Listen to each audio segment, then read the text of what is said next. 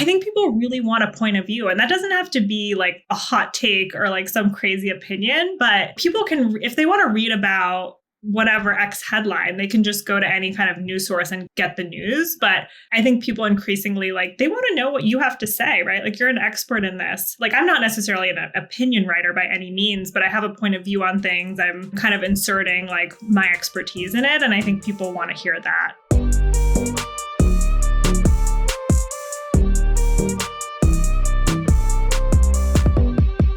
In this episode, I'm joined by Kaya Yurieff. She is the creator economy writer, or the writer for the creator economy newsletter for The Information. It's the publication that I read when I'm trying to figure out, what's going on a day-to-day basis, with startups and funding, and what did Spotify just launch, and what's going on with Instagram, and all these other things. So she has just a great approach. I love her writing. I love the way that she profiles both individual creators as well as what's going on. What are the moves happening from big businesses in the space?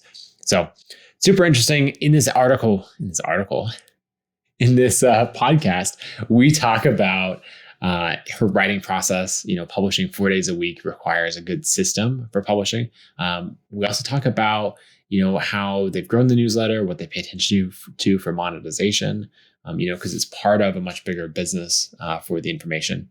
And then probably one of the most important topics is we talk about what it means to be a creator through crisis, through the pandemic, through the social justice issues of the last few years, and then through the war in Ukraine right now. So anyway, that's the episode. I think you're going to love it. Let's dive in. Kaya, welcome to the show. Thanks for having me. So I want to get some more of your backstory and all of that in a second, but I'd love to hear a little bit first about your day-to-day of writing at The Information. Like you were writing a daily newsletter, which I struggle sometimes to write a weekly newsletter.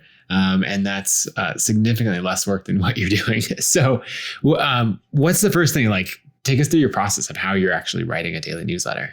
Yeah, so ours comes out Monday through Thursday, so pretty much daily. That helps. From about April to November, I was doing this completely by myself, 4 days a week. We brought on another reporter to help, so we kind of divvy it up depending on the week. So that's really great to have some help. But basically, my process is on Fridays when we're off from the newsletter, we have a meeting with my editor and the other reporter and I, Mahira, and we kind of look ahead to the week. Are there events that are happening? Are there earnings reports? Do we get a heads up that there's a feature launching from a company? And we try to map out each day what kind of the focus of the newsletter will be.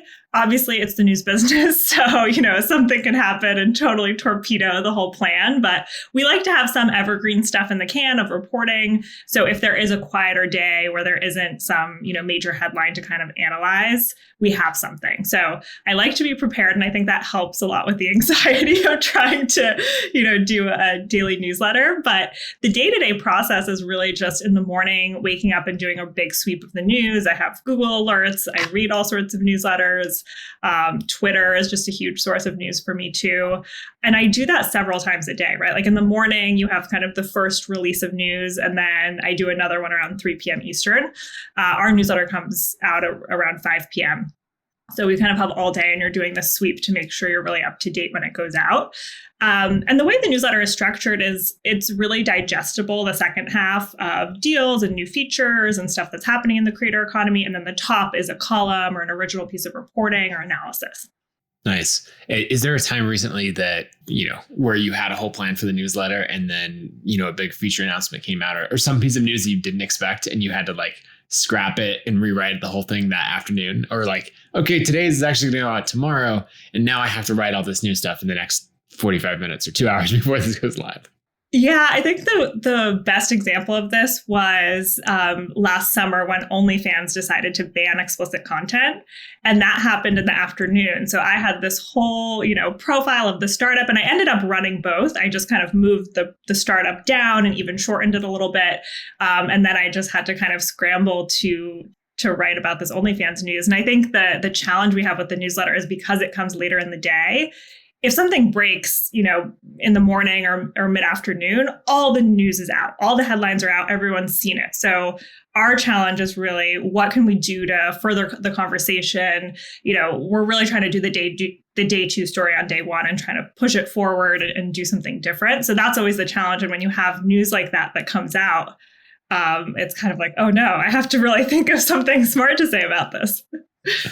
Okay. Well, on that topic, because I've always wondered, what do you think was the behind the scenes story with OnlyFans there? Because that was wild. That very core to their business model is explicit content, and then they're like, presumably have all this pressure from banking and financial institutions, and so they say that we're banning explicit content, and then they like roll it back. And what do you think is actually happening? I have no idea. One of my follow-up newsletters to that was a timeline of this, because I was like, there's so much news that's happening. I think people might be a little bit lost in it. So I wrote out a timeline kind of looking at all the statements they've made and rolling back the decision. I mean, the official story that they've come out with is that banking and processing payments was an issue. No one has really done the story on kind of what really happened behind the scenes, but I think ultimately this was a case of, what is it?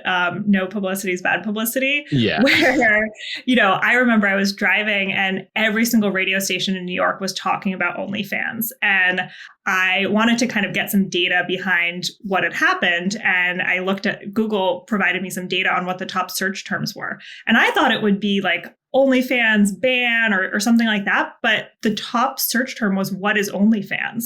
So I think sometimes when we are in this, media bubble or creator economy bubble or whatever we're really invested in, we think everyone knows what these platforms do or not. And I think this really showed of like, this was actually, a big publicity, I don't know if it was intentional or not, but it ended up being just giving them more publicity. I think we'll need, like a handful of executives to have moved on from OnlyFans and then to be like their NDAs have expired or something for us to ever fully know the real story. Yeah, definitely. Okay, so we were talking about the evening newsletter. There are a bunch of these newsletters, right, that come up and they're trying to give you like your morning news, whether it's the Skim or the Hustle or one of these others. What do you think of being like that first thing that hits in the morning versus the end of the day kind of roundup? Is there a business philosophy that goes into it? Is it an editorial philosophy? What goes into that decision? It's a good question. I mean, I really rely on a lot of morning newsletters to catch me up. I think the downside of doing a morning newsletter is that it's a more crowded space. So the feedback I get sometimes from people is like, oh, I don't get a lot of newsletters. And, whether you're on the East Coast or West Coast, in the afternoon or in the evening. So for some people, they're like, oh, it's kind of a nice thing to read at the end of the day. So I think also it just really depends on the topic and what you're doing. I mean, I think the general newsletters are super important to keeping up to date. But I think where you can differentiate is going kind of deeper on a certain topic that has a really engaged audience or that people really want to read about. Yeah. Yeah. I always try to think about the audience that I'm targeting. What newsletters are they already reading? If people we're not talking about a daily newsletter, we're talking about weekly. It's like, what day of the week, is going to be most interesting. If you're like, for example, if you're writing content about how creators should start their side hustle, well, maybe Saturday morning or Sunday morning is a good time to send that because your target audience is people who are busy at work and then have time on the weekends, versus if it's a very work focused, this is part of your job, then sending it during the week is a good thing there. Yeah, I think it's just about building a habit too. I mean, you can definitely do that with a weekly newsletter, like Sarah Fisher's Media Trend newsletter and Axios. Like I look for that every Tuesday morning in my inbox. So I think too, it's just about building something that's really valuable to people and that provides value to them. And then just building that habit of them checking at that time on that day. Yeah, for sure. Okay, so I want to talk about your path coming to, writing this newsletter at The Information. Were you did you go to college for journalism and, is being a reporter where you wanted to start? Yeah, it was. I went to GW for undergrad, and they have a really fabulous journalism school there. It actually kind of started in high school when my family is Polish, and I did a semester abroad in Poland. And I always really liked writing in English, but I didn't really know what I would be able to do with an English major. So I came back from Poland, and I wrote a local column in my newspaper about just my experience studying abroad. And I'm from a very small town in Vermont, and I don't think many people have traveled to Poland from there. So I just wrote something about my experience, and there was just something really fun about doing that and telling people about the country that I was in and where I'm from, and just seeing your name in print. And I joined my high school newspaper, and then I went to GW, and I really thought I would go into political journalism, though. I was in DC, and it felt kind of like the path, but I ended up in business journalism. So you went, I saw that you did a few different internships, and then you ended up at CNN. And you're talking about, it was more general beat, right? Talking about business and tech and all of that. How did you end up getting the role at CNN? Yeah. So when I graduated from college, I did an internship with Bloomberg News, and I didn't take a single business reporting class. I really was, it just seemed like a really good opportunity. And that was kind of my, my entrance point to this beat. And from there, I went to The Street, which is a financial news site, which was founded by Jim Cramer, who you might know from CNBC. And I was on their breaking news desk, and I was covering stocks. So we had this program that would populate every day, and it would show stocks that were trading at unusual volumes. And our job was to figure out what was moving the stock that day. And it was really like a throw you into the deep end type of job where, there was some training, but it was really on us to be looking at like SEC filings and analyst reports and earnings reports and being like, why is this stock moving? And, sometimes it was a simple answer, and sometimes we couldn't figure it out and we didn't do the story. But that was kind of and I think it was a great first job because it wasn't industry specific. It was focused on publicly traded companies. And from there, I kind of was like, oh, I'm really drawn to the tech stories, and I'm really interested in covering some of these, big tech companies who I'm a user of. Like I have an iPhone for a long time, and I use Facebook and all these services. So I felt as a user of these products, I could write about them in a way that I kind of could understand. So from there at CNN, they had an opening on their tech team, and I was just kind of a general reporter on tech. I was covering startups and big tech companies, and from there kind of carved out a niche with social media. So I think like starting general was kind of how I went from general to niche as I kind of found out what I was most interested in writing about. Nice. And then the going to the information, they just publicly posted like a job listing for a new newsletter that they were starting. Like I remember seeing Lee Jin and others like talk about that of like, oh, the information is going to, cover the creator economy specifically. Did you just have a friend send that to you? Like how did that get on your radar? Yeah, it's a very close friend of mine who works at the Washington Post sent me this link, and she knew that I always was really interested in covering the creator economy. I did stories about it for CNN within my kind of social media beat, but it was always a sidebar or features I was doing, not as my main job. And she was like, oh, this job kind of sounds perfect for you. So I ended up applying for it. And it was I was really surprised to see the job title be creator economy reporter, because I think, you've had reporters that have covered internet culture, Taylor Lorenz, who's now at the Washington Post, has really owned this beat, and you've seen, more people do it, but it isn't the norm in newsrooms to have this be such a focus. And it might be someone's focus in addition to other things, but it's very rare to see reporters really be focused on this. So it was a big deal when the information, said we're going to really focus in on this vertical. Yeah. I have a bunch of questions that I want to know about like the business model for the information and all of that, but you got to come in at, as this newsletter is launching. And so I'm curious what that process was like of figuring out, once you joined, like what specifically is the newsletter going to be, right? Because creator economy, despite being a niche topic maybe for the information, is like an insanely broad topic to still cover. Yeah. And then how you went about, writing the first issues and actually getting that out there from idea to launch. Yeah, I mean, it was really fun because it felt very entrepreneurial where, they didn't come in and say, this is what the newsletter is going to look like and this is what we want you to cover. It was very much like, well, what do you think the newsletter should look like? Which was really refreshing. So I had 2 weeks basically when I started to kind of come up with a plan, talk to people, and then we launched. So I spent the first 2 weeks just on the phone. I'm not kidding, for 12 hours a day, just in back-to-back calls, talking to investors, startup founders, creators, and just trying to get the lay of the land and what people were interested in reading about. We have a very business focused audience. So that was very different from CNN, which is a very general audience. So I was also trying to understand, what was most interesting. And my editor and I just kind of played around with certain sections we could do and what the format would look like. We wrote the first newsletter kind of in advance and kind of planned out the week. And I think it's just been, trial and error, like with everything of, oh, wow, it seems like, people are really interested in our startup watch section where we're highlighting different startups we think are doing really interesting and unique things. We've done Q&As. And so it really was just kind of throwing yourself into it and just full speed ahead and figuring out kind of what works. And I think actually when I first started, I felt this pressure that I put upon myself to like fill out every section. Like we had all these, sections that we thought we could do.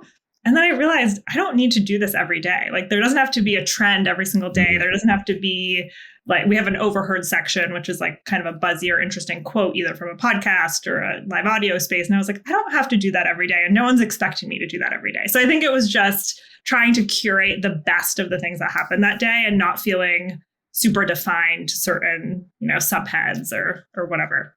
Yeah. One, I'm impressed that you sent the first issue 2 weeks after starting. I did really, like that is very quick. But also, that's the advantage of like, I guess being a creator, that it's so iterative, right? Mm-hmm. It's not like, oh, you have to get your first issue absolutely perfect. Because it's really like the first issue is almost, it's important because it sets the tone and all that. Yeah. But years from now, it's almost the least important because it probably had the fewest readers, whereas the 10th and the 100th and 1000th as they're coming are going to have much more readers. And so it's crazy to move quickly, but also you can iterate so much. Yeah, definitely. Too, and like there's so many ways you can launch. You can launch with a big scoop or a big interview, but no one really remembers the first issue of anything or the first episode of anything. So at the end of the day, it doesn't really matter. It's just kind of how you build and evolve it, I think. Yeah. What are the things that most changed from, maybe the first 10 issues to the way that you run the newsletter now? I think that it's just more thorough. When I look back at some of the early issues, like I have a deals and debuts section, and that's a lot of startup funding, startup launches, new features, all sorts of stuff like that. And it was pretty sparse. And maybe that was just a function of the time and there wasn't that much news, or I think it's more a function of I'm just more thorough in, the news sweep that I do. I'm getting more inbound. So more companies are reaching out to me or more people are giving me tips about companies that are launching. So I think it's just gotten more thorough. And I think we've added certain things that we didn't do in those first issues, like what's been really popular is our charts. So going back to what I said about pushing the story forward and trying to find a unique angle, charts have just been a really big hit for us where there's so much going on in this space. Everyone has tipping. So to step back and just create this chart and say, these are the take rates. These are the platforms that have it. Here's the percent that goes to creators, those have just been really useful to our audience who's trying to like wrap their head around everything that's happening. And it kind of pushes the conversation forward. We've done that with creator funds, subscriptions. We've done tables of, top investors and the companies that they've backed, including SoftBank and Andreessen Horowitz. So those have been really popular. And I think leaning into data just seems to have been something that's resonated with our audience. Another thing we added later was personnel moves, which I think is really interesting. And people are always interested about who's going where. And you can also pick up trends of like, oh, hey, all these, YouTube executives are going to blockchain or Web3 companies. That's really interesting. Mm-hmm. So it helps us and our readers kind of pick out trends and connect the dots a little bit. Yeah, what you're saying about charts in particular is interesting because anyone who's been creating content for a long time knows that, well, it used to be a whole thing, right, to create infographics. that was if you wanted something to spread on, I don't know, Dig or Stumble Upon or like some of these really early content sites, an infographic would do really, really well. And you're largely doing, effectively that, right? You can write out, in case anyone's curious, here's the take rate for all of these things. And it's a series of bullets. It doesn't hit the same. Yeah. It doesn't hit the same at all.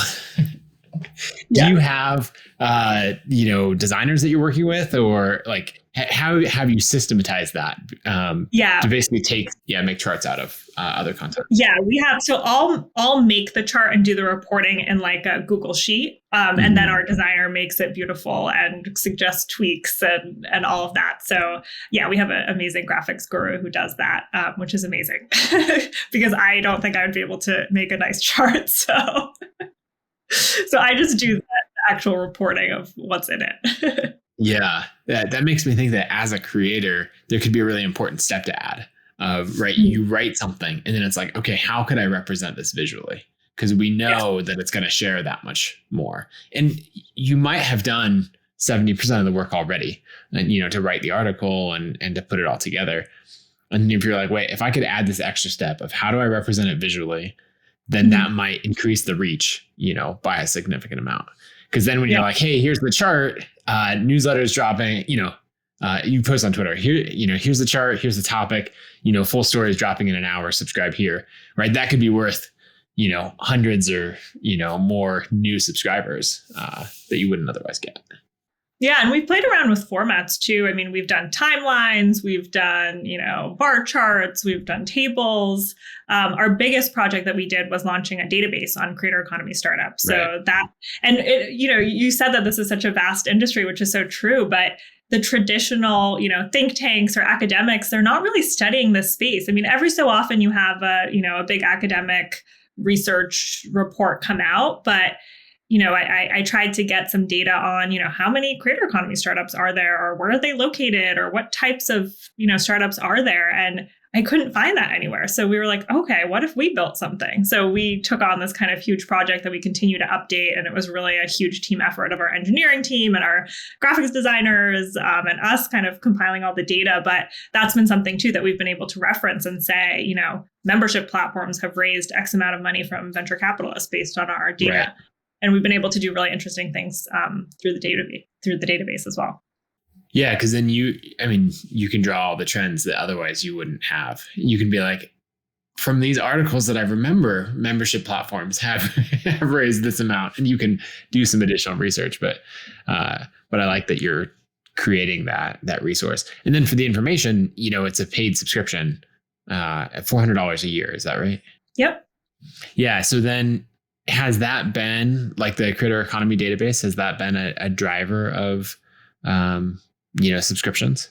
Yeah, it definitely has been a driver of subscriptions. The newsletter is free, but you don't have full access to all. I write features as well. The database is paywalled. So you definitely don't get the full experience by just subscribing to the newsletter. So the database has been something that has consistently been converting paid subscribers because, it's not just like we launched it and that's it. We reference it all the time. We'll do newsletters around certain sub niches within the database and pull out those insights, and you can search by investors and headquarters. And I think people really want access to that. So it has been a really strategic kind of launch. Yeah, that's great. I want to dive into the business model more, but before we do that, I think people would be curious about the graphics and visuals that you've made as you were experimenting with the different formats. Was there anything that you learned of like, okay, this works well, let's do more of this. This one was a ton of work and is not worth doing again.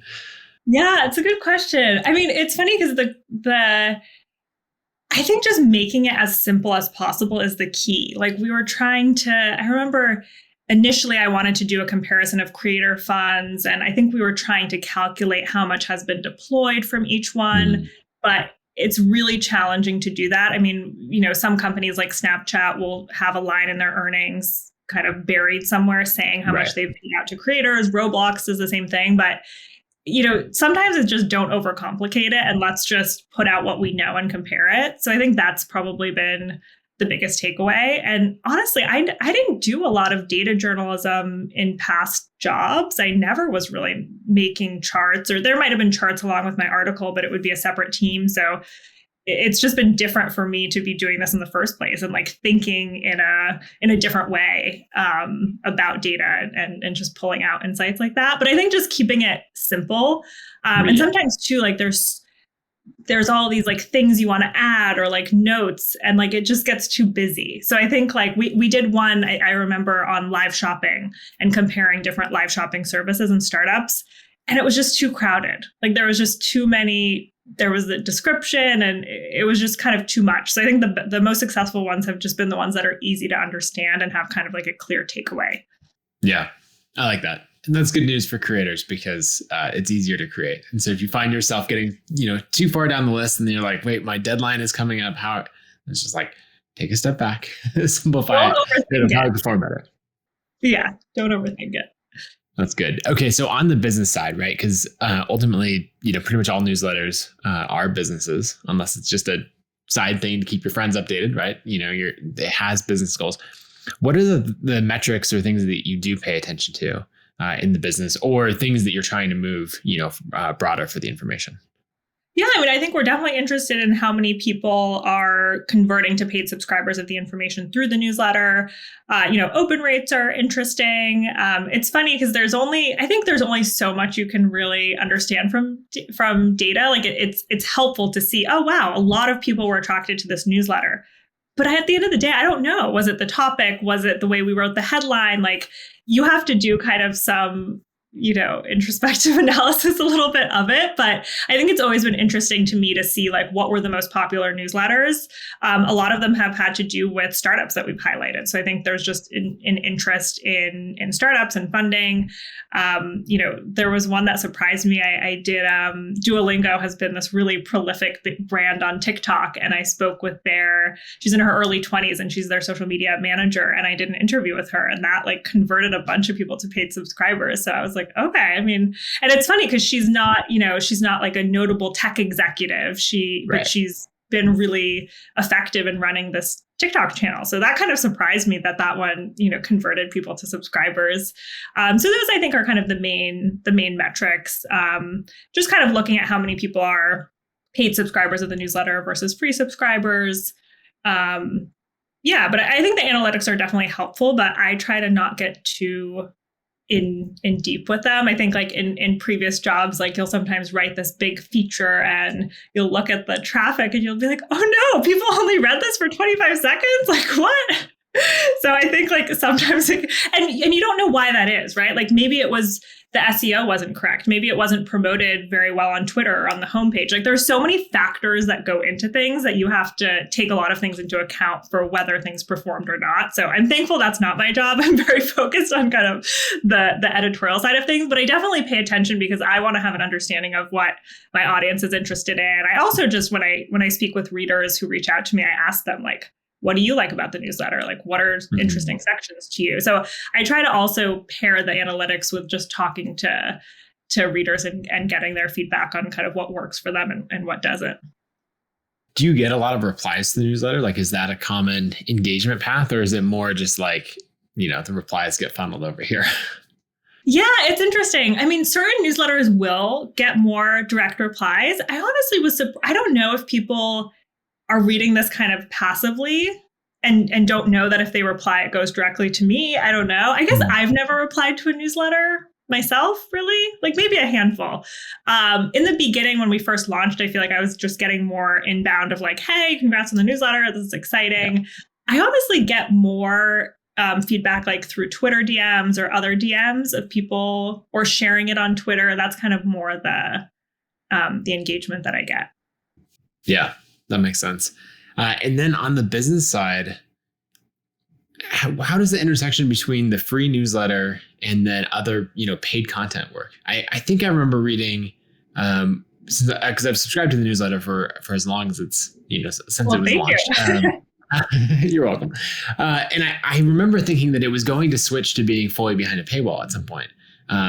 Was that a decision that didn't end up happening, or it's more used as lead gen? How do you think about that? Yeah, it's more, it has converted people to subscribers. And I think like our general strategy with these newsletters have been to bring in to kind of widen the audience, right? Like, so Yeah. all these people that read creator economy might not have been original information subscribers, but because we've now gone deep and are covering this more, they're more interested and then find value in other things that we cover at the information. So the strategy has been to kind of bring more people in and then convert them through like the other offerings we have, right? Like the database or features. Like we did for our crypto newsletter, we did like a list of, you know, the most powerful people in crypto, and we ranked them. So that's something that's behind the paywall. But the free version kind of helps you, you know, it still makes it accessible to people. Yeah. But yeah, so we have a AR/VR newsletter, crypto and creator economy. And then we have an evening briefing as well, which is kind of more focused on the big headlines of the day. And then in the morning, we have a newsletter as well that goes out with just kind of also short, like breaking news kind of updates from the last day. Yeah. So there's a lot of different things going on, but I like that. I think that creators struggle with what should be paid versus what should be free. I just did a Twitter thread on, it was a little bit of a clickbait title, but like 7 habits of highly effective creators. And one of them that I put in there was charge, right? Like if you're going to be an effective creator, you have to charge for something, whether it's you're charging advertisers to sponsor or you're, selling a course or physical products or anything else. And people get really hung up on what they should charge for. And, like if I put everything behind the paywall, then I won't attract new readers. And if I put nothing behind the paywall, I won't make money. And so it's this hard intersection. I think you just have to find a version like you've done of, hey, this is what attracts new readers, is free and open. And then just has these like consistent segues. And here's the paid version. Here's the paid other thing, So yeah. Any other thoughts on what creators should charge for and lessons learned there? Yeah. And I think it's so individual. Like some creators I talk to say that they don't want to charge their fans for anything. They only do brand partnerships and that works for them. And they want to keep everything accessible. Whereas other creators say, I don't really like doing brand partnerships. I really want to just do gated content and go deeper. And I have this, segment of my audience that's super engaged and wants to pay for gated videos. So I think it also depends on the content, how you work best as a creator. But I think it's tough. But I think it's also just part of experimenting. Like you could try to paywall something and see what the results are. And then you can always scale it back and experiment with it. So I think that's probably the best thing creators can do is just experiment and just see what works, and also understand from their audience like what's valuable to them. Maybe the course didn't sell because it didn't focus on topics that people were interested in. So I think it's that two-way dialogue between the audience and the creator of what they're actually expecting. Because I think a lot of times I've heard the feedback from super fans that are like, well, I paid for this Patreon and like I don't know that I'm really getting what I wanted from it, but I still want to support the person. So sometimes it's not even about the gated content. It's just about supporting this person because you like them. So I think like figuring out the motivations and the wants and desires of your audience, I think is kind of important in cracking that. Yeah. And I like that of like testing a bunch of different methods and holding things loosely. Like I think we sometimes have this idea that like, oh, my audience is, watching everything that I'm doing and they, I have to launch it just perfectly. And it's like, no, like try something out. Like I've seen people start with like a workshop. Like, hey, the first thing I'm going to charge for is, I'm going to teach this workshop on this one thing. And it's one time, it's $30 or $50 or something, right? Whatever price point. And they can just play with it and see how that, how the audience and fans react to that, or whatever the piece of content is. And it doesn't have to be this like grand master plan because you don't have enough information to put together a grand master plan. Yeah. Definitely. You don't know how people will respond. On the like creator economy as a whole, we were talking about, how we talked about on the tipping side or the take rate and all of that, of how all of these companies are kind of merging together. I'm curious for your thoughts as you see all these features coming out, right? Of the classic example is like Instagram and Facebook adding stories from Snapchat. Now that's such old news, right? But then you get into Spotify adding stories, I guess, kind of. And then, and then everyone adding tipping and everything else. What are your thoughts about like the trends that you're seeing overall in, the bigger creator economy companies and this is such a broad question, but what that means for creators, Yeah, I think it's the worst time and the best time to be a creator. Because if you look back to a few years ago, I mean, unless you were doing brand partnerships on Instagram, there was no way for you to earn directly from the platform. So when TikTok first launched its creator fund a few years ago, I was like, wow, this is really exciting. I mean, you can just post on TikTok, and if your video goes viral, you get paid. I mean, how revolutionary is that for creators? But I think like as these programs have developed and gone on, creators are like, well, actually, I don't really make that much money from this type of creator fund. But I think it's this race to the bottom right now of, companies are trying to be really competitive. I think TikTok is really the driver of a lot of this. For a long time, Facebook was able to just copy competitors or acquire them. And that playbook just doesn't work anymore. You have antitrust. You also have just TikTok rose so quickly that they have to now react and create their own features in response to that. I think the thing that was really unique with TikTok is just its ability to mint internet stars overnight. And you don't get that on other platforms anymore. So I think that really caused companies to re-examine their own features. So you have YouTube Shorts, you have Snapchat Spotlight, you have, Instagram Reels, you have Reels on Facebook now. So I think it's a really confusing time to be a creator, because are you really creating 7 different short form videos to post to all these different platforms? I think too, it's not an intuitive or natural thing for users to pay for social media. These have always been advertising driven platforms. So yes, you could have your super fans who really want to subscribe to you, but I think like the early data we've seen out of Twitter super follows has been pretty bleak. Like people are not really doing it. So I think it's not a habit that people have had, and that could change over time. I think last year was really, the last 18 months have been, this intense rollout of all these features. And over the next 18 months, we might be able to see if any of them, have some traction or not. But I think it's really interesting to see all these platforms pivot and finally realize after, 10 plus years that creators are really the drivers of engagement and trends, and that it's not enough anymore to just give them a platform to go viral and have an audience. Like they have to monetize because they have tons of options now. If you were an Instagram influencer focused on fashion in 2012, there wasn't anywhere for you to go. Now you have so many different options and kind of this flow explosion of features is just kind of a delayed reaction to that and just trying to a land grab for digital talent. Yeah. I mean, it's fascinating to watch all of these different features get launched and especially with payments, right? Because I was building my first audience 2011, 2012, and the payments world was really complicated then. As far as what you would use to actually sell products. And now it's like every major platform has that. And I like to imagine like, the Twitters and Shopify's and everyone else in the world, like competing over who has the best payments, and Stripe just sitting back being like, yeah, do whatever you want. We power everybody. Like, I don't care if you make your tip through Twitter or Spotify or Venmo, like, well, Stripe doesn't power Venmo, but like a bunch of these, Stripe is just behind the scenes, like powering everyone. And it's kind of wild.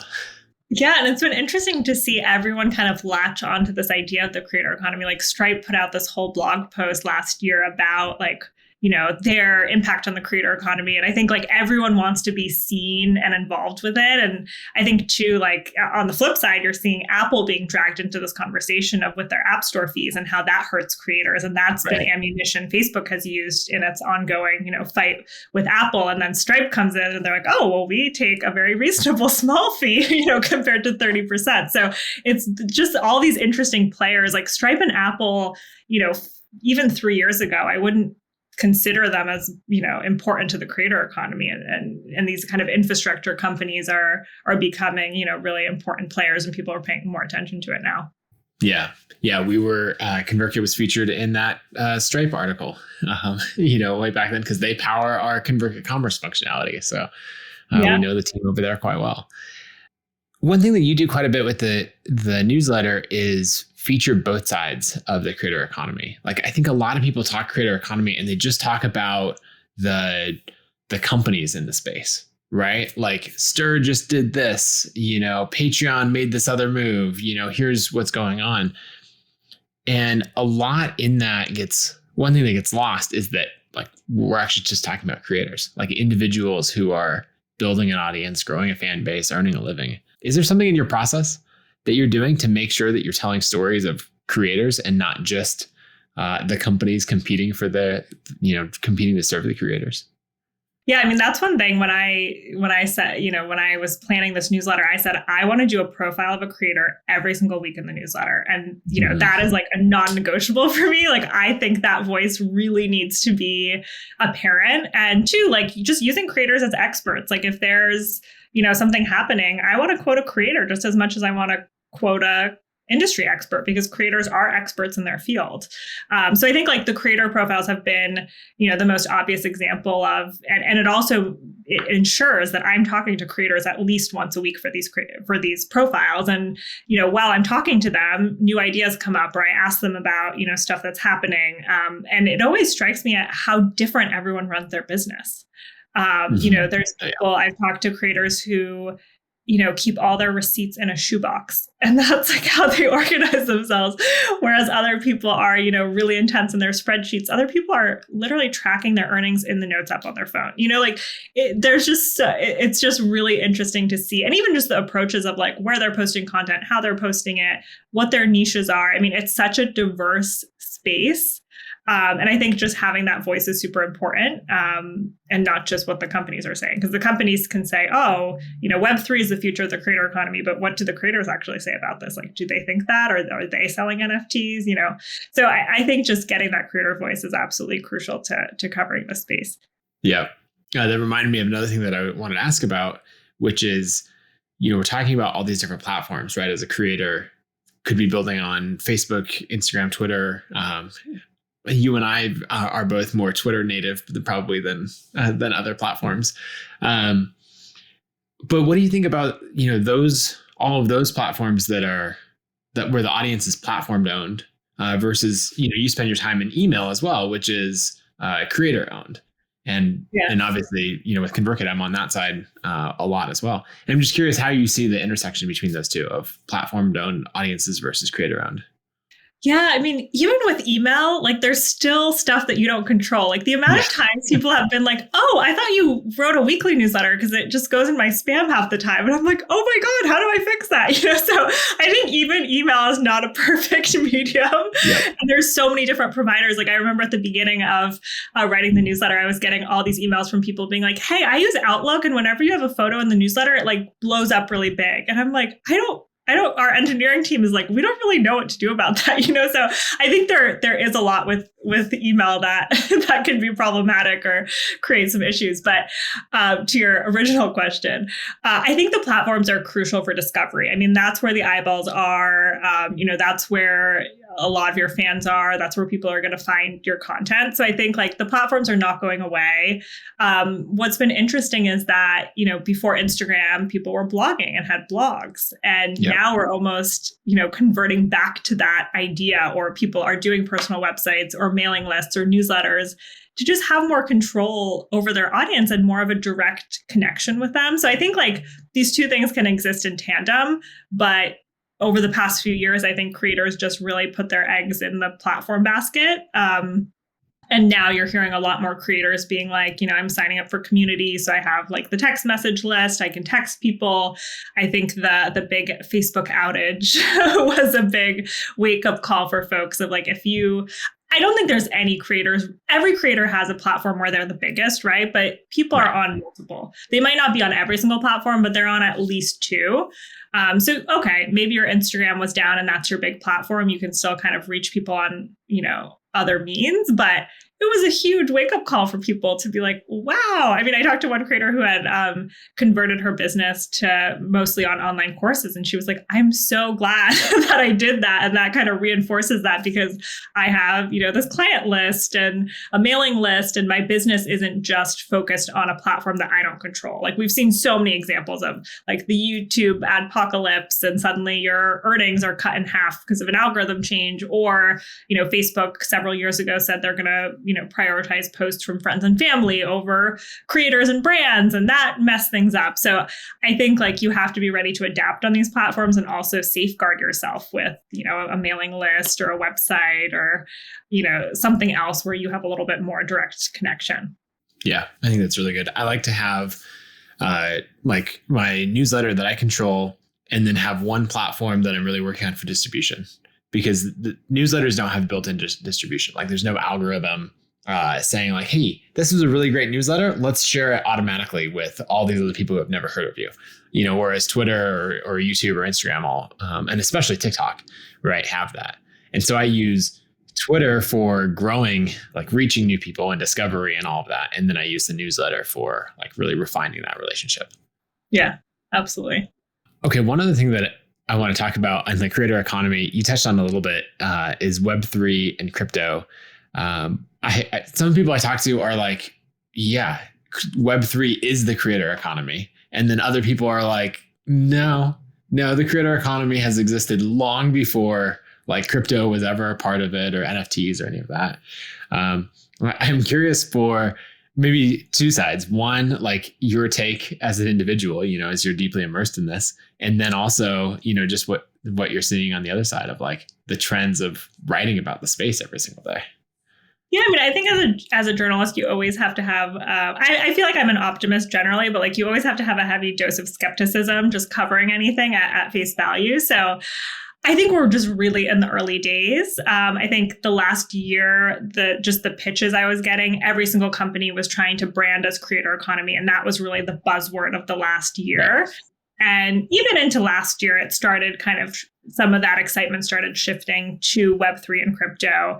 Now the pitches I get are like, we're a metaverse Web3 NFT creator company, like it's like this multi-hyphenated thing. So I think we're still really in the early days. You obviously have like digital artists and certain people that have jumped on this and have had success with, launching NFTs.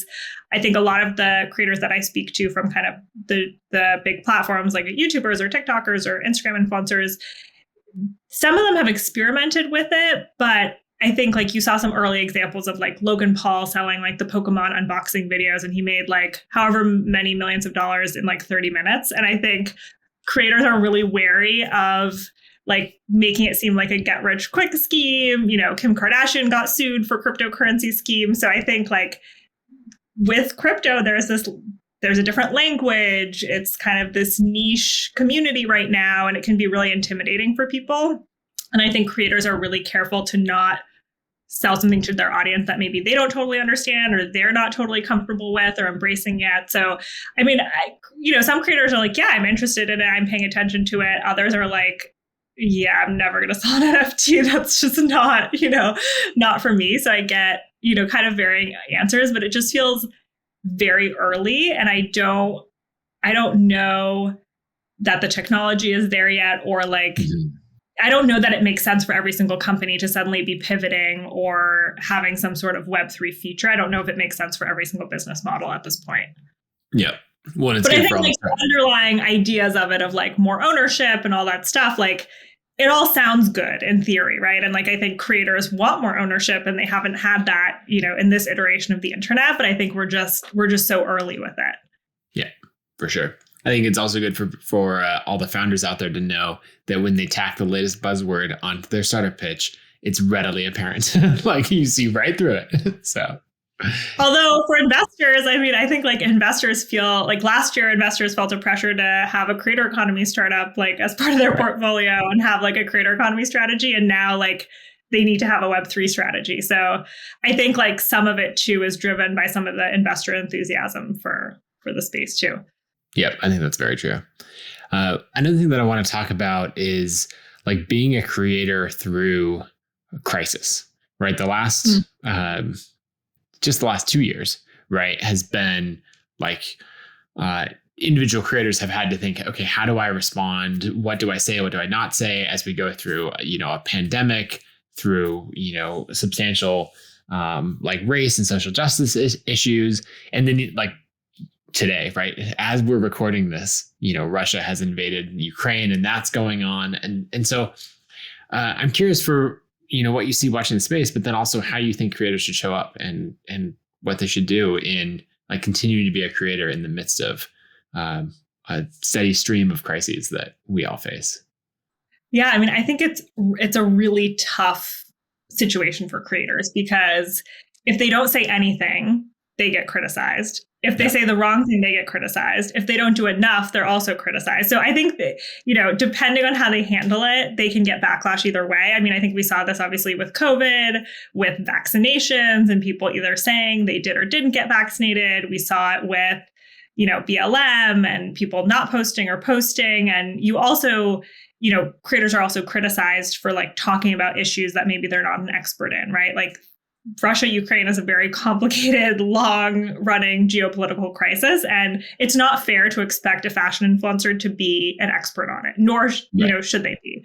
So I think what we saw, in the days after Russia invaded Ukraine, I was watching top Ukrainian influencers in Kyiv and some of these, some of these cities that were being bombed, and and I know everyone has done the story of like the first TikTok war and like how social media has really given us this like up close view of this. And I think through influencers, it was this jarring experience of, watching her story from a day ago. And it's like her celebrating her daughter's birthday and playing with her daughter and taking selfies and showing her nails. And then suddenly it like cuts to this dramatic address from the Ukrainian president and her, thank God for the Instagram translation feature, because I was, translating what this woman was posting. And she was talking about being scared, and she eventually left the country and went to Poland and was, documenting her whole journey. And it was just this incredible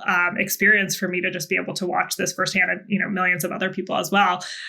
So I think like we've seen cases of that. I spoke with a Ukrainian American influencer who's based in New York, who has many family and friends in Ukraine. And she said, I canceled all my brand partnerships. I'm not posting about anything but this issue. I can't imagine saying anything other than that. I mean, obviously she was born in Ukraine and understands, the intricacies of everything, and was like making videos explaining like, what do sanctions mean? And like saying, this is from, research from the New York Times and this and that. Because I think too, like you can accidentally spread misinformation. You could be trying to like rally your audience to donate, and are you vetting those charities? Like, I think there's just so much that creators have to think about. Some creators I spoke to too were like delaying launches or brand partnerships and just feeling like you don't want to be tone deaf in these situations. I have seen some of that shift. Like the longer this goes on, you do see kind of people reverting back to their normal content. But I think just the best thing creators can do is just, make sure they're not being tone deaf in any way. And I think it can be it can be challenging. And at the end of the day, like this is their job, right? Like their job is to post brand partnerships. Like there's a war going on. That doesn't mean someone that works at X company stops going to work. But I think creators' work is still kind of seen sometimes lesser, or like influencers are kind of, made fun of sometimes, or like not taken seriously. So I think creators find themselves in this tough situation of like, well, this is my income, but I'm also trying to be really conscious of what's going on. And when your personality and your work is so personal and on social media for everyone to see, that's a really tough, balance. I remember with the pandemic, I struggled with, what to post, what to share right in the middle of that, as everyone was trying to, 2 years ago, almost exactly. Are we 2 years to the day? I'm thinking about it's March 10th as we record this, somewhere right in here. As everything is unfolding, there was this time where if you posted other content, that wasn't about the pandemic or support funds for people who were, being laid off from work or whatever else, that was considered very tone deaf, right? Like, how could you post that? There's a global pandemic going on, which I understand and can relate to. But then somewhere in there was also I've read everything there is to read about the pandemic. And so I kind of want just like, I can't do anything about it. I'm already, well, not at that time, right? But I'm already wearing my mask and vaccinated or whatever, right? I've done all the steps that I can. I actually kind of want content and information that's a break from that. And it's such a hard thing, right? If we go through a pandemic, racial justice issues, is that the only thing that you should talk about? Or like right now, being in the middle of a war once you've donated, once you've shown support, like, there's not a lot necessarily other things that you can do. And so I have no answers. It's just a really tough balance of like, at what point are you providing people a break and a relief from crisis versus at what point are you being tone deaf or not amplifying something enough? I know. I think it's really tough. And like, there is something to be said for counter programming in some cases. I think it's really tough. So my peer and my friend, Kate Lindsay, writes a really fabulous newsletter called Embedded. And she had a newsletter. It was something titled like, you don't have to post through a crisis, right? Of like tone deaf things celebrities have said. And basically just, she had this line that really stuck out to me about social media just like highlights what's happening in the world. Like there's crisis going on in different parts of the world and other people are living totally normal. And social media just really amplifies that. And at this contrast that can feel really kind of gross and jarring.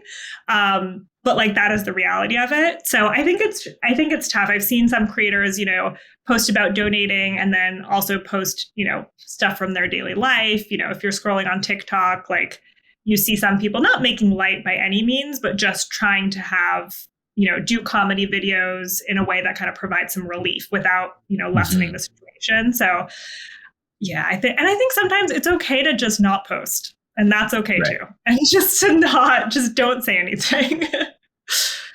Yeah. I think knowing that every crisis is going to have a bit of a peak as far as awareness and everyone paying attention to that will probably be less than 3 or 4 days, 5 days, something like that, of like that time period where everyone is paying attention to that thing. And then it will start to fade out and it'll go into this level of everyone's checking up on the news on it, but there is a little bit of a return to normal.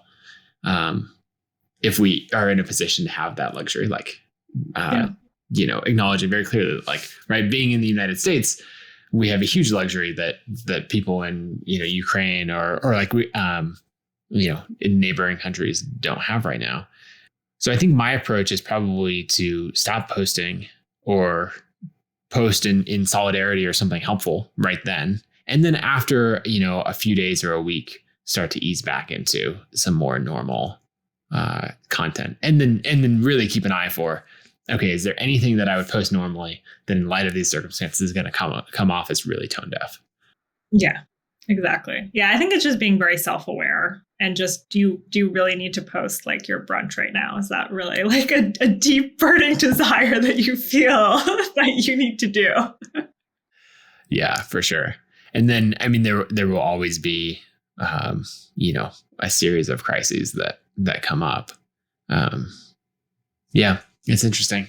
I don't know. I feel like I don't have any answers, but as creators, we'll gradually figure it out of, what the right approach is. So, on a different note, maybe a more advice giving or cheerful note, I'd be curious for like anyone who's writing a newsletter, right? If someone's setting out and saying, okay, I'm going to write an industry newsletter, is there any advice that you'd give them or things that you're like, a year ago before I started this, I really wish that I knew these things and it would have made my life, would have made it easier as I launched into this whole venture?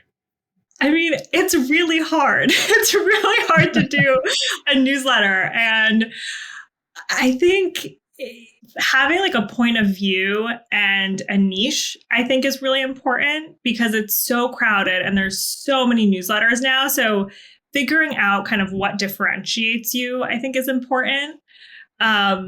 And I think like you really have to commit to it. Like if you're doing a Substack newsletter on the side and you're sending it out really periodically randomly, like it's harder to build a habit than an audience. I mean, if you're doing it just for fun, for friends, fine. But if you're trying to build this into a business or, really gain an audience with it, I mean, consistency is really important. There was one week, the last week of last year, between kind of Christmas time and New Year's where, we took the week off from the newsletter. But for the most part, like we have published every single, Monday through Thursday. There was I lost power. There was like a hurricane and I like still did my newsletter, and obviously my editor was like, please don't. And I was like, no, I really want to do it. I already wrote half of it yesterday. Like, I'm going to make it work. So I think like I feel a responsibility to my audience. So, and just kind of understanding the market. Like if you're writing about a specific topic, like what's already out there, who are some newsletters you admire and, how do you want to format it? And just kind of, I think, keeping consistent. I think it would be probably jarring for my audience if I change around the sections, but like there are sections that are always there. And I think like if you're changing the format all the time, it can just be kind of confusing. But I think like having a niche, and I think people really want a point of view, and that doesn't have to be like a hot take or like some crazy opinion, but people can, if they want to read about, whatever X headline, they can just go to any kind of news source and get the news. But I think people increasingly like they want to know what you have to say, right? Like you're an expert in this. It doesn't have to I'm not necessarily an opinion writer by any means, but I have a point of view on things. I'm kind of inserting like my expertise in it, and I think people want to hear that. I think just having a niche is really important because that'll just attract kind of more loyalty and people interested in that versus kind of this very general kind of thing. Yeah, I think that's great advice. I especially like the advice on having a point of view. I think that is really important. There's a lot of times where you could, you're just saying, hey, this is what happened. Here's this thing. It's like, no, I'm following you specifically because I want to know what you think about it. So that's good. Well, for people to follow you and know what you think about things and subscribe to the newsletter, where should they go? Both for the newsletter and then for any social media? So I think on every social media platform, I'm at Yurieff. So Kyurieff. Twitter is kind of my main platform that I use professionally. My Instagram is private. I go back and forth with being private or not, but it's mostly something I use kind of for friends and family. And the newsletter, you can go to theinformation.com/ I think it's, hold on. I always get this wrong, so I don't want to. Yes. Okay. So it's theinformation.com/newsletters/creator economy. And then you can sign up for it from there. I really should know that by heart, but I don't get it wrong. Yeah, you can buy a domain that, just go straight to it, which would be good. But perfect. Well, thanks so much for coming on the show. Thank you for having me.